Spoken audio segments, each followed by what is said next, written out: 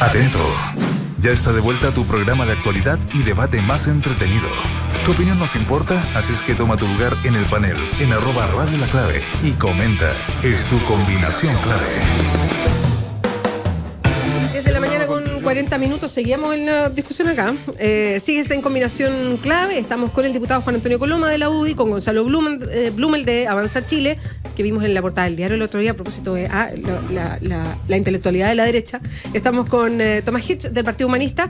Estamos todavía hablando sobre esta propuesta para nueva constitución y yo tenía una duda, la planteé ahí en comerciales a propósito de algo que decía Tomás Hirsch y que contestaba Gonzalo respecto a los quórums.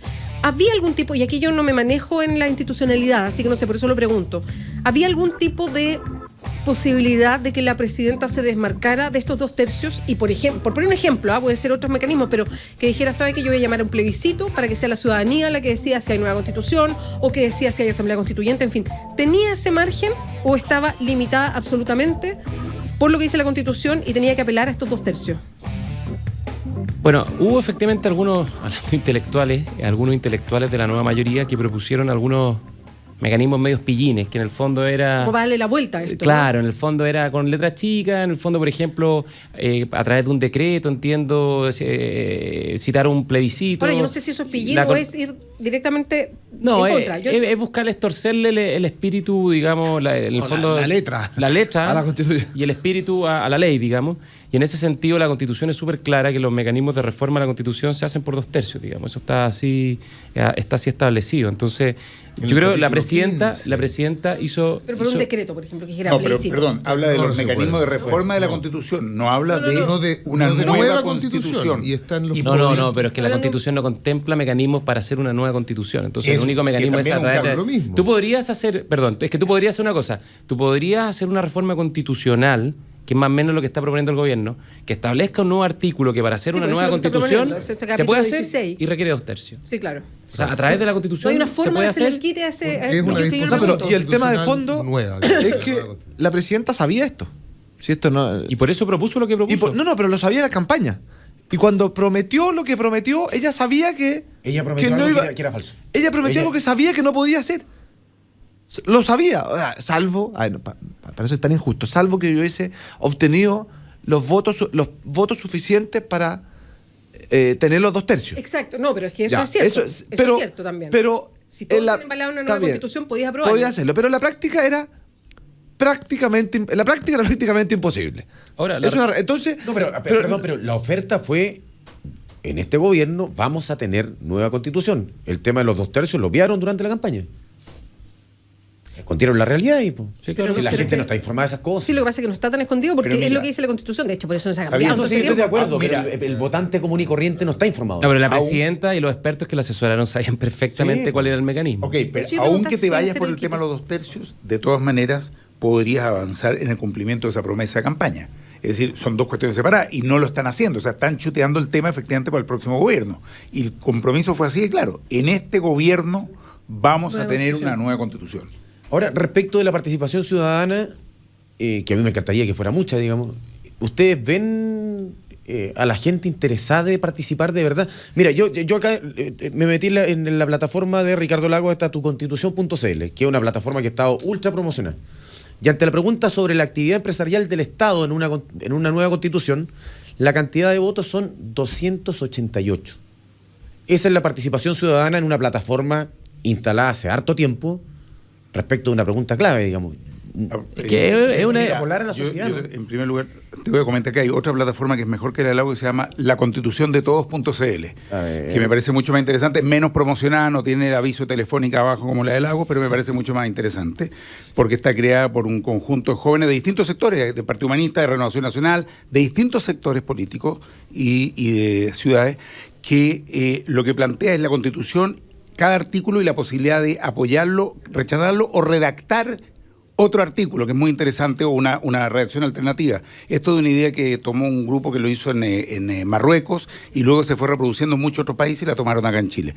Ahora bien, no es que la gente que participe en estos procesos sean cientos de miles, pero al abrir la participación, tú generas una dinámica social. Los grandes momentos históricos no han participado millones. En mayo del 68 en París no es que participaron decenas de millones, pero marcó una época, sin duda. En cada momento histórico, las movilizaciones que hubieron en Chile por los temas ambientales o por los temas de la diversidad sexual o muchos otros, no es que tengan millones de personas participando, pero aquellos que se movilizan de algún modo están interpretando también un sentir mayoritario. No, y ahí ayúdenme, porque yo no sé si lo ha medido CADEM o Adimark. Porque la encuesta la CEP lo mide y pregunta en el fondo cuáles son los temas más prioritarios. Entonces, pero no es una pregunta no, cerrada. Lo que pasa es que han habido preguntas, hay dos cosas. Cuando le preguntan a la gente entre distintos temas, la Constitución queda muy abajo, 3%. Y el máximo histórico creo que es como 5%.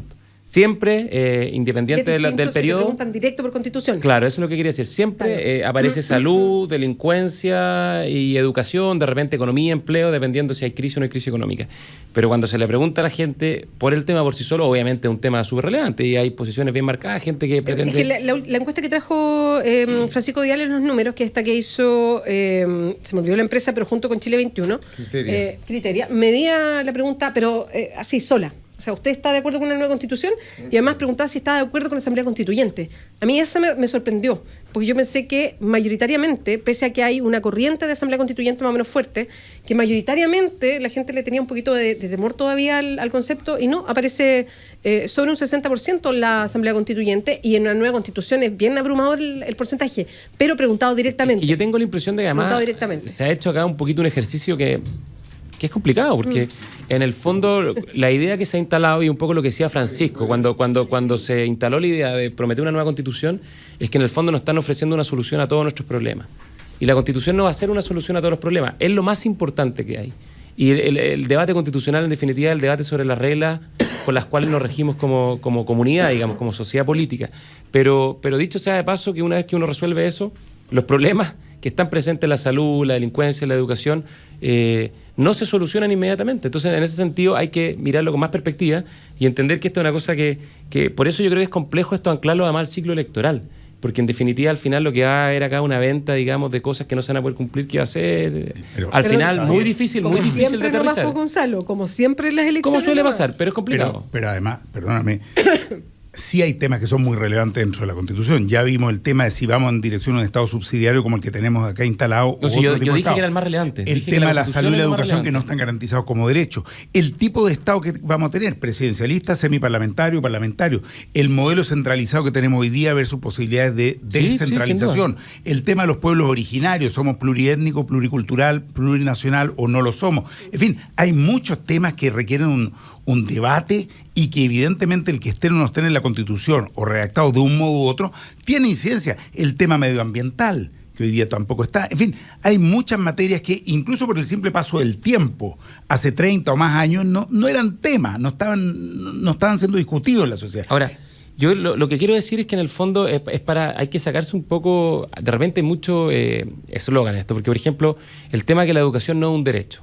Si uno va a la Constitución hoy día, le puede gustar o no le puede gustar cómo está redactado, pero hoy día la educación está garantizada desde el kinder hasta cuarto medio como un derecho y acceso gratuito. Entonces, en ese sentido, y obviamente eso no te garantiza calidad, además, o sea, es solamente además que no tiene que garantizar la calidad, sino el acceso. Es que además no se puede garantizar la calidad tampoco, porque es muy complejo, digamos, asegurar algo que escapa, digamos, de lo que la Constitución puede hacer. Entonces, lo que yo digo en el fondo, el tema constitucional hay que debatirlo y entenderlo con mucha más realidad, y yo creo que se ha hecho con muy poco sentido de realidad. Ahora, yo entendiendo el punto que daba Gonzalo hace un rato respecto de países que no cambian mayormente su constitución o que mantienen la misma constitución durante años. O no tienen constitución. Como el Reino Unido. Eso se puede hacer en países cuya tradición democrática es bien inestable, digamos, como el nuestro.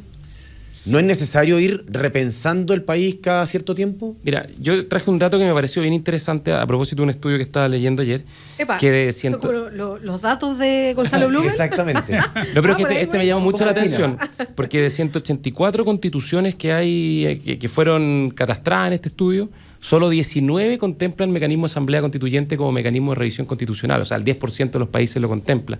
Y en la práctica es un ejercicio de la asamblea constituyente, yo no la quiero demonizar, solo ponerlo en contexto, es un ejercicio que tiene muy poca evidencia comparada a los países donde la tradición democrática es más profunda. En Latinoamérica es verdad que hay más experiencia. Está el caso de Bolivia, está el caso de Ecuador, está el caso de Venezuela. Cuando a mí me dicen eso, yo siempre me quedo pensando, hace 50 años decían también las estadísticas que habían solo 8, 10 o 15 países en que el voto de la mujer era... Hace 30 tenés que decir, pues, ese es tu... Entonces, a mí me parece, o también te dicen... hace 20 años o 10 años no había países donde estaba garantizada la salud o el promedio de vida. Entonces, el que el 10% o menos, no sé cuántos de los países, tenga asamblea constituyente, a mí no me dice nada. Me dice que tenemos que luchar en todos los países para que tengamos un mecanismo de participación ciudadana, para que el poder constituyente se devuelva a la ciudadanía. Lo que me dice es que Chile está inmerso en un planeta en el cual todavía no se entiende que es la voluntad ciudadana la que tiene que primar. Es lo único que me dicen ese tipo de estadísticas. Y no me justifican el que no se haga. Yo te digo una cosa, hay unas pocas constituciones hoy día que han puesto explícitamente el rechazo de la guerra como medio de solución de conflictos. Hoy día son el 1%. Bueno, Tomás, me parece muy interesante, se están adelantando, son de algún modo miradas de futuro. Oye, entonces a mí me interesa más bien imitar eso. No, sí, esa mirada de futuro es muy interesante. Pero cuando uno ve en Latinoamérica, insisto, no quiero demonizar la Asamblea Constituyente, pero cuando uno ve la experiencia de Latinoamérica con Asamblea Constituyente, Venezuela, Ecuador, Bolivia, ¿qué es lo que ve finalmente? Ve que son mecanismos de solución constitucional que en la práctica lo que han permitido es que mandatarios se reelijan permanentemente en el poder. Lo cual pone muy en duda, digamos, la vocación democrática de esa solución constitucional. ¿Sabes que el otro día me dieron unas cifras un poquito más? Evo Morales va a pasar 30 años gobernando. Es súper interesante y esto como para salirnos de como el envase de América Latina. Y me lo contaba el mismo Claudio Fuentes a propósito del estudio de las constituciones. Y que son ideas, esta funcionó en Canadá y que me pareció súper notable porque también la Asamblea Constituyente, que a uno le suena, a mí me suena también tiene un tema, que es que evidentemente si es que se llegara a elegir una Asamblea Constituyente, estaría muy ligada a los que están acostumbrados a la plataforma de elecciones, que son los partidos políticos. Y finalmente esa representación ciudadana diversa que uno elegiría no sería tan así, porque finalmente serían gente muy ligada a los partidos políticos. ¿Tú sabes cómo lo han hecho en otros lados donde no hay Asamblea Constituyente? O sea, donde no fue tipo de Asamblea Constituyente, sino que fue de la siguiente manera. Fueron los 30, 30 y 30. 30 de parlamentarios existentes, elegidos ahí un grupo que se dedique solo a este tema. Un 30% de asamblea constituyente, efectivamente, que fuera con elección para asambleístas para cambiar la constitución, y un 30% de sorteo. Sí. De sorteo a cualquiera. Pancho, te tocó. Tú a lo mejor no querís, lo siento, pero queremos tu opinión, sorteado, para que efectivamente haya gente de cualquier lado, de cualquier región. Oye, yo ni siquiera lo había pensado, me pareció notable. Mientras no saben cómo los sorteos del NFP que van cambiando. De que sacan la bolita y cambian la bolita y cambian el Colo-Colo lugar. Pero con ese sentido, porque incluso la Asamblea Constituyente puede tener un pero de no una representatividad tremenda, pero incluir además un 30% de sorteo me pareció notable. Tú tenés toda la razón. Por eso a mí me llama la atención que la derecha le tenga tanto, y parte de la nueva mayoría, tanto terror a la Asamblea Constituyente. Es más, yo que creo en ella y que la promuevo, tengo muy claro que en una Asamblea Constituyente en definitiva van a estar representados más o menos los mismos sectores que están hoy día en el mundo político. Es verdad. Y en las proporciones más o menos similares. Sí. Lo que pasa es que es un mecanismo mucho más participativo, más democrático. Ahora, experiencia como la que tú comentas de Canadá es muy interesante, se ha ocupado para muchas otras cosas también en Nueva Zelanda, donde a mí me tocó vivir. Experiencias en las cuales para comisiones de estudios de ley y cosas es sorteo y es la ciudadanía la que participa. Hay una confianza muy grande puesta en la ciudadanía y por supuesto hay una educación cívica muy alta. Son países que tienen mucha educación cívica. El riesgo de la Asamblea Constituyente es que efectivamente, y lo dices tú con el ejemplo que estás poniendo, es que se transforme en un ejercicio de corporativismo finalmente. Sí. O sea, que en el fondo, ¿qué quiere decir corporativismo? Que se representen los grupos de interés que tienen más capacidad de presión. Exacto, y que están organizados ya para decirlo más en sencillo, que están organizados para hacer elecciones. Y en la práctica lo que pasó en Venezuela, lo que pasó, sobre todo en Venezuela y en Bolivia, donde tenemos casos de, digamos, gobernantes que van a terminar siendo reelegidos indefinidamente. Porque en el fondo los grupos de presión lograron mecanismos de representación y luego de reforma institucional que les permite tener, digamos, el ejercicio absoluto del poder en forma permanente. A mí me pasa una cosa con la Constitución. Yo sé que voy a ser quizá políticamente incorrecto. Así como capotera para el diputado. ¿Políticamente incorrecto con nosotros o con la UDI?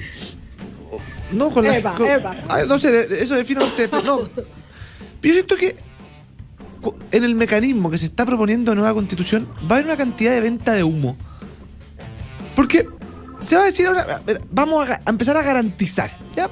Cosa, uno puede estar de acuerdo, bien, mal, depende cómo. Pero aquí nos van a hacer creer que ahora va a ser todo gratis, todo bueno, todo. Porque eso es lo que nos van a vender para efectos de parlamentarizar y de electoralizar una constitución. Entonces ahora nos van a decir que, mira, ahora se acabaron los problemas porque el Estado va a resolver las cosas. Porque ahora cuando hay un problema ya no va a ser educación gratuita, no, que ya existe, no, gratuita y de calidad porque el Estado. Vamos a ver qué pasa.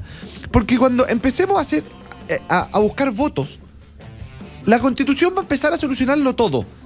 ¿Por qué no? Porque, mira, si nosotros modificamos la Constitución y le damos a no sé qué, la facultad de no sé qué cosa, vamos a lograrlo. Entonces, al final, vamos a generar, y se va a empezar a generar una sobreexpectativa de lo que va a terminar pasando brutal. O sea, no me cabe duda que la nueva Constitución lo va a arreglar todo en el papel. Todo. Y uno puede poner... Si la cosa fuera poner en la Constitución... La oferta puede venir así. O sea, si fuera poner en la Constitución para solucionar el problema... Hagamos, no sé, pues en la Constitución, artículo 1, seamos todos felices, en el artículo 2, garantizado el acceso, el derecho y una buena salud, educación, seguridad, pensiones. O sea, si el tema de las pensiones no hubiese hecho colapsar la economía del país, bienvenido el sistema anterior si daba mejores pensiones. El problema es que es súper fácil decirlo, pero en la verdad no es tan fácil hacerlo. Entonces vamos a generar una expectativa brutal. Y después cuando esté si es que hay una constitución, cuando esté, la gente se va a levantar al día siguiente y decir, ¿y ahora qué? Po? Si la cosa no es cambiar la constitución, por importante que sea, el documento más importante, pero no es, eso no lleva consigo la solución del problema. Entonces, la venta de humo, la sobreexpectativa va a ser brutal. Oye, brutal. yo creo que tiene razón, pero la alternativa es no hacer nada. ¿Se puede no hacer nueva constitución? No, pero es que no se trata de yo no soy partidario, yo creo que se puede seguir perfeccionando el actual. Creo que ya tiene más de para los que dicen que esta es dura y nos tiran los quórums. Mala, pues sí es el problema, ¿no? A ti. Hay Sí, claro. 200 modificaciones, 200. No es algo que tú digas que es intransable. Una paradoja que hay y que nadie se ha detenido en ella es que la derecha, que le tiene tanto terror a una nueva constitución, es la única que ha hecho una nueva constitución en nuestro país en los últimos 70, 80, 90 años. Si la constitución del 80, entonces ¿para qué le hicieron? ¿Para qué cambiaron la del 25? Si tanto terror le tienen a las nuevas constituciones. ¿Por qué no siguieron con la del 25? Así que no, si no te lo encaro a ti, encaro a la derecha. Puede llamarnos, respondernos a alguno de los jerarcas de la derecha. Dos cosas. No o de los que le hicieron, de los que estaban metidos en el cuento. Yo creo que... Pero si tanto terror le tienen, resulta que son ellos, los de la derecha, los que impusieron, además por las armas, una nueva constitución en nuestro país. ¿Por qué no se dieron con la del 25? No es terror. Yo quiero decir dos cosas. Uno, que la derecha no le tiene ni un terror a discutir una nueva constitución. El que está sentado frente a ti representa un partido que le tiene terror. Pero si yo no le tengo terror. Representa un partido que le tiene terror. Pero es que hay una posición distinta. Tienes que aprender a respetar cuando hay posiciones distintas. La democracia, efectivamente. La y segundo, ha manifestado que es sí, pero no es terrible. terror. Pero la palabra terrible está vinculada. Perdón, ¿quién dijo terrible? ¿Quién dijo lo terrible? estás peyorizando, ¿no? Y segundo... Toma, pero un segundito. ¿Quién dijo terrible? Para aclararlo. Para saber, porque yo no he escuchado a nadie. Lo estás caricaturizando, pero ¿qué? corresponde. Dirigente, pero dime uno. No, bueno, y también no hago un catálogo con los nombres de cada uno de los que pero cuando uno dice una palabra así, Tomás, un dirigente de la UDI... UDI... Están equivocados como decir que todos los que quieren asamblea constituyente son fumadores de oro. Ni lo uno ni lo otro es correcto en el debate democrático. O sea, son posiciones legítimas. Los que les gusta y los que no les gusta. Y lo segundo que quiero decir es que cuando se habla de que la derecha en el fondo es la única responsable de la Constitución, que es verdad que nació en dictadura, pero también hay que hacerse cargo de dos cosas, que hubo dos momentos constitucionales fundamentales, el 89 y el 2005. El 89 se plebiscitó la Constitución y tuvo 80% de aprobación, 80%. ¿Te puede gustar o no te puede gustar? Pero con las mismas reglas del plebiscito del 88 que nadie cuestiona, el 89 se plebiscitaron una serie de reformas muy trascendentes, acordadas políticamente y que tuvo 80% de respaldo. Y el 2005, Ricardo Lago hizo una reformación... Digamos con el vuelito, ¿eh? Bueno, puede ser. Lo que quiero vuelito. decir que en el fondo es un momento... Si yo lo único que quiero plantear es que un momento constitucional donde esa reforma se plebiscitó con una altísima participación ciudadana y tuvo un 80% de aprobación. Y el 2005 Ricardo Lago le hizo modificaciones tan sustanciales que incluso le terminó poniendo su firma. Y sin embargo, ¿Y para eso todo el impide país una nueva sigue siendo la Eso no lo constitución impide. del 80. Eso no lo impide. Solo señalo que cuando en el fondo se plantea esto del terror y del origen hay que tener presente este elemento, que ha sido una constitución que los sectores el políticos origen es mayoritarios cierto. del país Pero el lo origen es validaron ese. en su momento. Pero, a ver, perdón. No, si lo del origen nadie lo discute, Bien. discute. Por eso se saca. Es indiscutible. Ese es un hecho de la causa, ¿cómo lo vaya a cuestionar? No, pero por eso cuestionar que se cuestione el origen, si el origen es. Si lo único que lo quiero que decir, sí. lo único que quiero decir que el 89, el 80% del espectro político de este país validó de la gente, Pero ¿no? tú recién decías Y el que no. 2005, Ricardo Lagos Cuando hablamos de los senadores designados, decía, bueno, eso pasó hace años, y ahora resulta que toma el 89, que fue hace 25 años, 26 años, otro contexto con una dictadura en que recién seguían matando gente, habían matado recién a varios dirigentes de la izquierda, ¿no es cierto?, a Carné, entre otros. Entonces estamos hablando de otro contexto. No, pues sí. Bueno, pero el terror que sí sentíamos mucho, yo sí sentía terror, era el que te llegaba a decir, bueno, saquémonos a la dictadura de encima, y si eso implica votaste por el reforma, sí en ese plebiscito? No, yo voté por el no, por supuesto. En el 20%. ¿En cuál de los plebiscitos? No, Porque hubieron varios del ahí. 89, el 89. Yo voté contra esa reforma. Yo consideraba que no eran adecuadas, que lo que necesitábamos era el compromiso que ya habíamos asumido de una nueva constitución. Desde esos años yo estoy luchando por una nueva constitución para Chile. Solo un datito más para terminar. El 85, previo al acuerdo democrático, la constitución estaba por asamblea constituyente y después del acuerdo optaron por la vía de la reforma constitucional. Ya, chiquillos, el editor nos quiere... Están atrás, Está enojado, nosotros no terminamos nunca. Pero esta buena discusión me quedaría conversando, porque está muy entretenido. Ahora que se fue Vidal podemos conversar. Juan Antonio Coloma, muchas gracias, Beatriz. Gonzalo Blumel de Avanza Chile, Tomás Hirsch del Partido Humanista, muchas gracias y nos vemos el próximo viernes. Este Cortés exige la sección de Tomás Hirsch. ¿Ah? Uy, ¿verdad? Bueno, nos quedamos fuera. Síndrome de los tres. Hace 30 años que estamos con una nueva constitución. Pausa, volvemos. Estás